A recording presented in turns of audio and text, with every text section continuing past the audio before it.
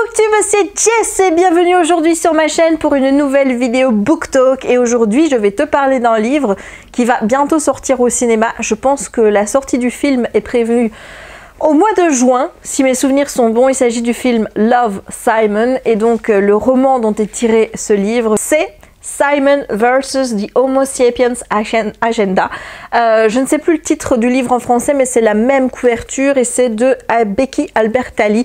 J'ai adoré ce livre, c'est un vrai coup de cœur. C'est vrai que j'ai beaucoup de chance pour le moment parce que je lis vraiment des livres qui me plaisent et avec Nevermore, ensuite j'ai lu celui-là, ça faisait 2 coups de cœur d'affilée, quoi, tu vois.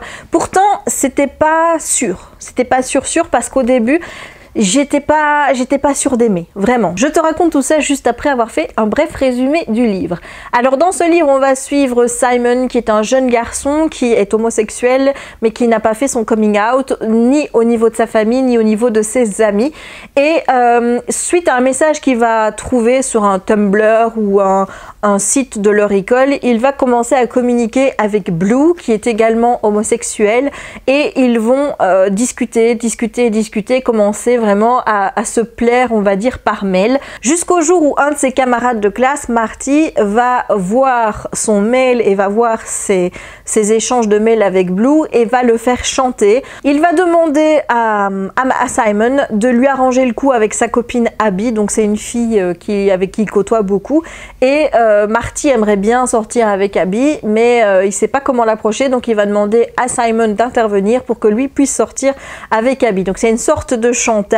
Il ne lui dit pas forcément que si jamais les mails, il va les publier publiquement ou pas, mais voilà, c'est quand même sous-entendu. Et donc pendant tout un moment du roman, Simon va se demander ce qu'il va faire. Est-ce qu'il doit aller dans le sens de ce chantage? Est-ce qu'il doit faire son coming out? Donc c'est avec toutes ces questions qu'on va suivre Simon dans ce livre que j'ai complètement adoré. Voilà, mais comme je te l'ai dit, c'était pas forcément gagné parce que quand je l'ai commencé, j'ai eu envie de le reposer après une vingtaine de pages. J'arrivais pas à me faire à l'écriture de l'auteur. Là, c'était vraiment un problème d'écriture, le style en anglais ne me plaisait pas et j'avais vraiment du mal. Mais je me suis accrochée et autant te dire que j'ai bien fait parce que une fois que je me suis adaptée au style de l'auteur, à son écriture, et bien voilà, ça a été tout seul, ça a été comme sur des roulettes. J'ai complètement adoré l'histoire. C'est en fait les mails qui étaient échangés entre Blue et Simon qui me plaisaient le plus. Il y avait une réelle cutitude, tu vois, dans cet échange de mails, quelque chose de vraiment adorable, de vraiment mignon, que c'est par le biais de ces mails que j'ai accroché à l'histoire. La narration avec Simon, il y avait des passages où voilà, j'avais envie de dire, allez, on passe au mail, quoi, tu vois. Et pour finir, j'ai complètement adoré le tout, j'ai complètement kiffé, aussi bien les personnages que l'intrigue, que même l'écriture. J'ai vraiment tout aimé dans ce livre, pour lequel il m'a quand même fallu un petit moment pour m'adapter et pour me faire à l'intrigue. Comme je te l'ai dit, j'ai adoré les personnages, j'ai trouvé qu'ils étaient imparfaits. Le personnage de Simon fait des erreurs, il va pas toujours traiter correctement son ami Lia notamment, il va lui faire de la peine. Les personnages, j'ai trouvé, n'étaient pas vraiment clichés. On sentait vraiment leur imperfection, on sentait vraiment que c'était des personnages normaux, il s'agissait pas d'une belle blonde ou alors d'un beau garçon, non, c'était des élèves lambda, tout simplement. Ça, j'ai beaucoup aimé, c'est d'avoir un personnage principal qui soit un personnage lambda. On dit pas que Simon est moche ou quoi que ce soit, mais on va pas non plus dire que c'est le beau gosse de l'école, c'est un garçon qui se fond dans la masse. Et ça, j'ai absolument bien aimé. Et ce que j'ai kiffé par-dessus tout, c'est sa famille. Parce que sa famille prend beaucoup de place dans le roman. Les parents sont hyper présents et c'est un petit peu normal, j'ai envie de dire, parce que l'adolescence est un moment où on a encore nos parents sur le dos, où nos parents nous voient changer et veulent savoir comment va notre vie, nous posent des questions, on n'a pas toujours envie d'y répondre ni quoi que ce soit. Donc les parents sont toujours présents à ce moment-là, mais dans les romans young adultes, c'est vrai qu'ils n'ont jamais le devant de la scène. Et là, ils sont partie prenante de l'histoire. Les parents de Simon sont très présents dans la vie de leur fils, lui posent énormément de questions. Et puis aussi, il y a toute cette dynamique familiale que j'ai bien aimée. Déjà, il est très proche de ses deux sœurs. Et ce que j'ai adoré, c'est qu'ils ont des petits jeux familiaux. Par exemple, là, au réveillon de Noël, eh bien, ils sont sur leur ordinateur et ils font une espèce de chasse sur Facebook. Donc il dit ah moi j'ai un statut qui dit ça, ça et ça, et les autres doivent dans leur timeline retrouver le dit statut, voir qui il dit, etc. Donc ça m'a fait complètement kiffer ce petit jeu sur Facebook, cette dynamique familiale importante.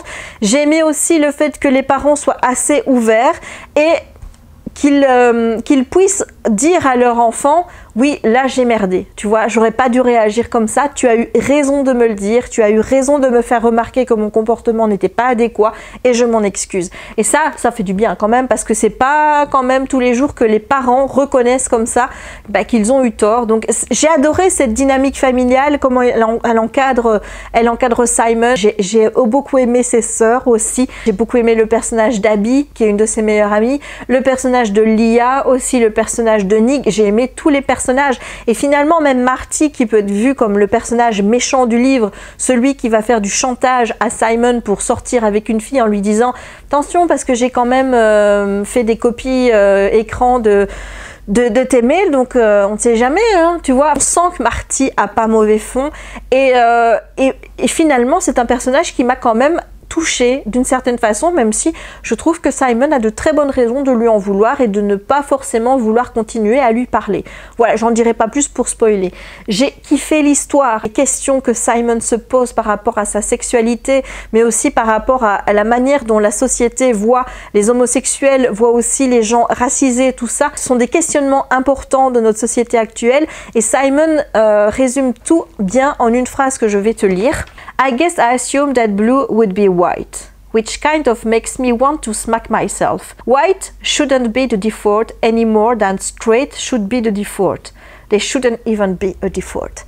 Donc pour vous donner une petite traduction de ce passage, donc ça donnerait ça. J'ai tout de suite pensé que blue était blanc, ce qui me donne envie de me frapper moi-même. Blanc ne devrait pas être la norme, pas plus que hétéro devrait être la norme. En fait, il ne devrait pas y avoir de norme du tout. Voilà pourquoi est-ce que j'ai vraiment aimé ce bouquin, c'est parce qu'il met vraiment l'accent sur des choses que je ressens. C'est vrai que être hétéro, être blanc, pour quelqu'un d'hétéro de blanc, c'est des choses qui paraissent normales, alors que ça ne devrait pas être la chose on va se dire, qui est normal à prix abord. On ne devrait pas se dire, si on discute avec quelqu'un qu'on n'a jamais vu, je vais avoir en face de moi quelqu'un de blanc ou quelqu'un d'hétéro. Ça peut être très bien quelqu'un de couleur noire, ça pourrait être quelqu'un qui soit homosexuel, et on s'en fout. C'est pas le plus important. Et donc ça, j'ai aimé le message que faisait passer l'auteur dans ce roman. J'ai aimé également qu'il y ait de la diversité dans ce roman, pas uniquement parce qu'on parle ici de relations homosexuelles, mais aussi parce qu'on parle du fait que, par exemple, Abby est de couleur noire, et j'ai remarqué que la référence à la couleur de peau était quelque chose qui revenait souvent, comme si l'auteur voulait vraiment aussi insister sur le fait que blanc ne devrait pas être une référence et qu'il fallait qu'on arrête de tout calculer par rapport à la couleur blanche. Donc j'ai kiffé le message qui passait par le roman, j'ai aimé la diversité, j'ai aimé la relation entre Blue et Simon, les échanges de mails. Donc comme je dis, c'est une relation qui est homosexuelle, qui va amener nos personnages à se poser la question de savoir s'ils doivent faire ou pas leur coming out, comment ça va se passer aussi bien avec leur famille qu'avec leurs amis.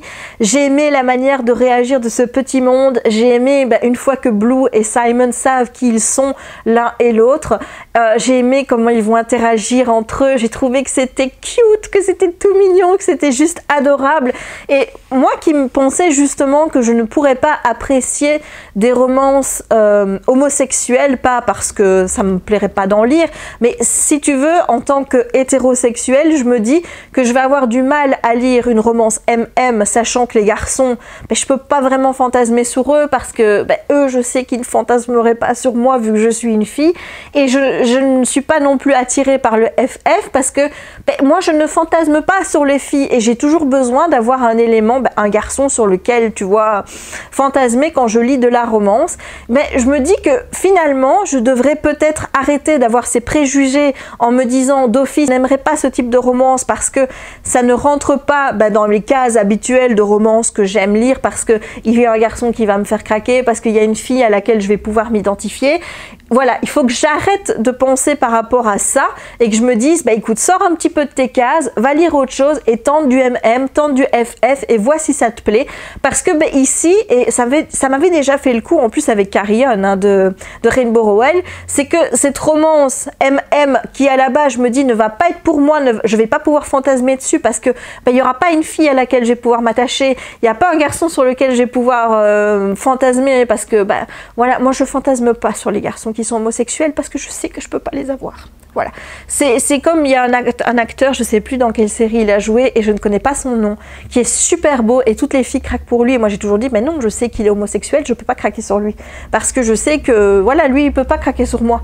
Voilà, par exemple, tu vois Yann Somerhalder, je kiffe le mec, mais il va jamais craquer sur moi. Il est marié en plus, il va avoir un gosse ou il a eu un gosse. Donc c'est complètement ridicule, ma petite, mais c'est le fait de savoir que c'est possible. Tandis qu'avec une relation homosexuelle, pour moi c'est impossible parce que si t'es pas attiré par les filles, t'es pas attiré par les filles, point. Voilà, et c'est pas grave. Hein. Mais c'est vrai que je me suis jamais tournée vers ce type de romance parce que je me dis que je vais pas y trouver mon compte. Or là, je vois, en lisant Carrion, en lisant celui-ci, où ça reste tout mignonnet, où c'est pas une histoire vraiment, on est vraiment sur les bases de la construction de l'amour, on n'est pas sur une romance pure et dure, je vois que j'apprécie, je vois que je suis tout comme ça, je me dis, il faut que je tente le coup, il faut que je tente le coup. Si tu connais une bonne romance MM à me conseiller, n'hésite pas à me dire en commentaire, ou FF, hein, donc peu importe que ce soit garçon, fille, voilà. Mais j'ai envie de tester, j'ai envie de voir si ce genre de romance peut me plaire aussi. Sortir de mes sentiers battus, sortir des cases et arrêter de penser que hétéro c'est la norme quoi. Voilà, c'est vraiment la leçon à retirer de ce roman qui est tout mignon, qui est super bien fait pour les jeunes. Franchement, j'ai kiffé et j'ai qu'une hâte maintenant, c'est de voir le film. J'ai déjà regardé la bande-annonce, donc c'est avec le garçon qui a fait Everything Everything. Je connais pas les noms des nouveaux acteurs, hein, moi. Et je sais qu'il y a aussi la fille de 13 Reasons Why qui va jouer sa meilleure amie Lia. Donc j'ai hâte de voir ce film. Le trailer m'a beaucoup plu, donc j'espère vraiment que le film sera à la hauteur de ce livre. Je t'en reparlerai quand je l'aurai vu. Voilà, et bien j'en ai terminé maintenant avec ce book talk, j'espère qu'il t'aura plu. Si c'est le cas, n'hésite pas à me laisser un petit pouce en l'air pour m'encourager à toujours poster plus de vidéos et surtout être plus rapide pour les monter, hein, quand même.